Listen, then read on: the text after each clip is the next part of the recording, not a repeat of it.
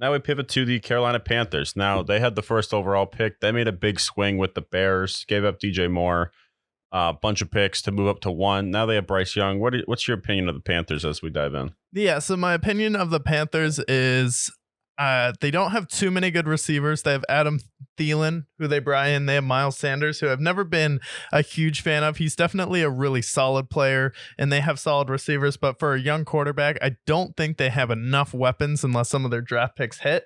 And then all of that combined, you got the top quarterback in the draft, but your coach is like when they were on stage for the debate, and then Trump was like, Jeb, you have no energy. I looked at Jeb Bush and I was like, no one has less energy than Jeb Bush. He can't run our country. And that's basically Frank Reich. You look at him and you're like, I looked at Frank Reich and I was like, wow, he's low energy. And I looked at him and again, it was like, out of anyone, I've never seen anyone with less energy than Frank Reich, especially as a head coach. I watched Hard Knocks. I watched Dan Campbell. He's moving. He's doing up downs with the players. He's making incredible speeches that you'd probably see in like a Mel Gibson movie. And then he says hi to Frank Reich, and Frank Reich's just like, oh, hi, Dan. Dan's like, oh, hey, what's up, man? Blah, blah, blah. Fits in a whole paragraph, and then they're done. So it's like, Frank Reich, I don't even think he's a good coach to develop a team because he had the chance to do it in Indianapolis, and he couldn't. And I don't like this, oh, I failed one place, and I'm immediately going to go to another place. It's like, I don't like the hire, and I think it was definitely a mistake. They just went with someone who they thought was safe, who's just going to be kind of, for you. Yeah.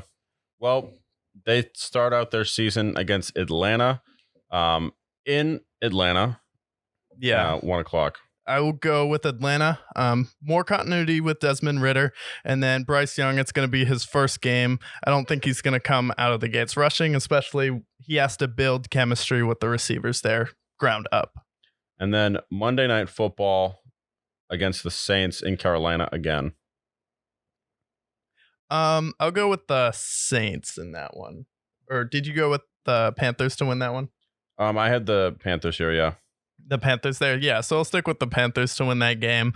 Derek Carr still building chemistry with the Saints, and then Bryce Young starting to have a coming out party, especially on Monday Night Football. And then we have 4 teams that were in the mix for the playoffs last year, a stretch of games here. 4 o'clock game in week 3 against the Seahawks. 4 o'clock game against the Seahawks. Is that in Seattle? In Seattle. Yeah, that's going to be a tough game. You're in Seattle's element at 4 o'clock. West Coast team, tough place to play. Upgrades on defense. We got Jackson Smith and Jigba. Now we have weapons everywhere for Geno. All in on Seattle this year. And then week 4, 1 o'clock against the Vikings. 1 o'clock versus the 1 o'clock. Kirk, sorry, can't do it. Justin Jefferson. Kirk Cousins at 1 o'clock, something you really can't go against. So I'm going to go with the Vikings in that one. And then week 5, taking on the Lions in Detroit. Yeah, sorry, but you're getting 45 hung on you. Jared Goff, Dan Campbell, Ben Johnson, they're all on a mission this year. Yeah, Lions roar, baby. And then before their bye, week 6, they'll be taking on the Dolphins in Miami. So, who are your corners? Like, I get you have JC Horn, but can he guard Tyreek Hill and Jalen Waddle? No, he can only guard one of them. Gonna go with Miami in that one. So then they have week 7 to collect themselves after a pretty tough start. But then they host the Texans. They host the Texans. So we have the battle of CJ Stroud and Bryce Young. What time is it at? It's at 1 o'clock. It's at 1 o'clock.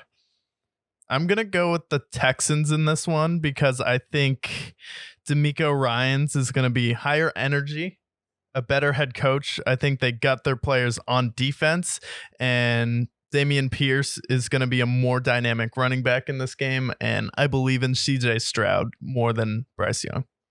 And then week 9, they host the Colts. They host the Colts? Yeah, they can beat the Colts. So now turning things around after a 4-game losing streak, they are now 2-6. They go into week 10, another Thursday night game, taking on the Bears in Chicago. In Chicago? Is that in November yet? That's in November, yep. Yeah. November 9th. I think it's a little too cold for Bryce Young. I think Justin Fields is definitely going to be rolling in on a mission at that point, and they don't have anyone on that team who can stop Cole Kmet. Yeah. And then Week 11, their season's looking pretty dire here. They are hosting the Dallas Cowboys. Hosting the Dallas Cowboys.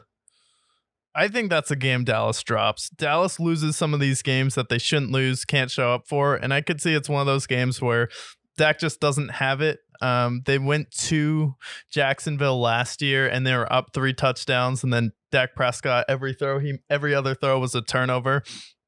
And I think it'll be a similar vibe to that. And I don't believe in Dallas's ability to run the football or their offensive line this year. It's like we lost Zeke, even though he wasn't great, but it's like we have Tony Pollard, didn't really replace him, and that offensive line is old, man. Yeah, they're getting more banged up, but we'll see how they perform. And then week 12, they go to Tennessee to take on the Titans. They go to Tennessee to take on the Titans. I'll give Tennessee respect. I could see that being like a Duck Hodges game. Where he comes in and wins a game for them. But usually cold game, young quarterback on the road in Tennessee. Definitely a coaching mismatch with Vrabel. Still have Jeffrey Simmons and those boys on defense. So give me the Titans. And then they go to Tampa to take on Baker and the Bucks. Who'd I have last time? You had the Panthers winning. The Panthers winning, yeah. I think I only had the Bucks winning 1 game this year, so when in doubt, it's probably a win for the other team. And then week 14 against the Saints, I had the Saints winning that game, but you decide what makes sense for you. Yeah, I think the Saints winning that game makes sense. The Saints are in more contention for the playoffs at this point. Comes down to the last week the way we have it. So I definitely think that Saints win that game because they have more to prove, and then Derek Carr at the end of the year will have it going. And then week 16 they host the Falcons. In the Falcons preview, I did have the Panthers winning that game. Yeah, I'll stick with it. So they are now 5-9, and then the last 3 games are against 3 teams that were in the mix last year, one of which probably not. But they host Green Bay on Christmas Eve. They host Green Bay. I can definitely see them beating Green Bay at home. I think Bryce Young and Jordan Love will probably be on the same-ish level at that point in the year. And then just Green Bay on the road, give the edge to the home team. And then week 17, they go to Jacksonville to take on the Jaguars. Yeah, that's tough. That's definitely tough. Definitely give me the Jags in that one. Probably 4 or 5 tutties for Mr. Trevor. And then to end the season, they host Tampa Bay. I mean, yeah, you get a good bone at the end of the year, so that's good. Was that 6 wins? 7. So they finished 7-10.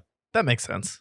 That definitely makes sense. Yeah, I think that they should fluctuate between 6 and 8 wins. Anything more than that, I don't believe that they can. I think that's a season that they should expect. Yeah, unless like Bryce Young is like an absolute monster this year, but it's like you don't really have any dynamic weapons on that team. Like they don't have anyone dynamic at tight end. You can go through the Saints, have better weapons. I feel like the Bucks, even with Mike Evans on that team, and Godwin can still give you something. Godwin, yeah. So yeah, I definitely feel that they probably have the worst weapons in the division. Oh, for sure. I mean, you have Thielen, who's 33. And then outside of that, Terrence Marshall hasn't really proven anything in the NFL. Miles Sanders is a good running back, but not a great one. Their tight ends don't really exist. They have the worst tight ends in the division. And then from there, it's like their defense is good, not great. Their coach is good, not great. Their quarterback, we don't know. So I think 7 wins for a team that's in a clear rebuild makes perfect sense.